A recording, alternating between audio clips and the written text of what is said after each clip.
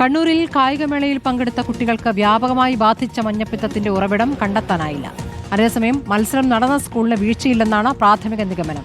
Kannur DD നൽകിയ പ്രാഥമിക റിപ്പോർട്ടിലാണ് വിലയിരുത്തൽ. കണ്ണൂരിൽ വെച്ച് നടന്ന ഒന്നാം ഘട്ട ഗെയിംസിനെത്തിയ ടെന്നിക്വേറ്റ് മത്സരാർത്ഥികൾക്കായിരുന്നു പരക്കെ മഞ്ഞപ്പിത്തം വ്യാപിച്ചത്. സ്കൂളിലെ വെള്ളമാണോ രോഗം പടരാൻ കാരണമായതെന്ന സംശയം അധ്യാപകരും രക്ഷിതാക്കളും പങ്കുവച്ചിരുന്നു. പിന്നാലെ പൊതുവിദ്യാഭ്യാസ ഡയറക്ടർ DDയുടെ റിപ്പോർട്ട് തേടി.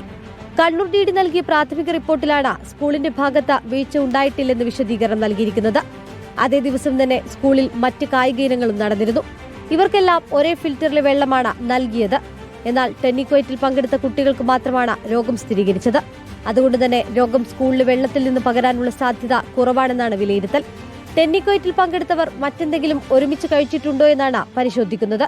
അതേസമയം സ്കൂളിലെ വെള്ളവും പരിശോധിക്കുന്നുണ്ട്. ഉറവിടം കണ്ടെത്താത്തതും വലിയ ആശങ്ക ഉയർത്തുന്നു. സംഭവത്തിൽ കണ്ണൂർ DD ഉടൻ പൊതുവിദ്യാഭ്യാസ ഡയറക്ടർക്ക് വിശദമായ റിപ്പോർട്ട് കൈമാറും. റിപ്പോർട്ടർ, തിരുവനന്തപുരം.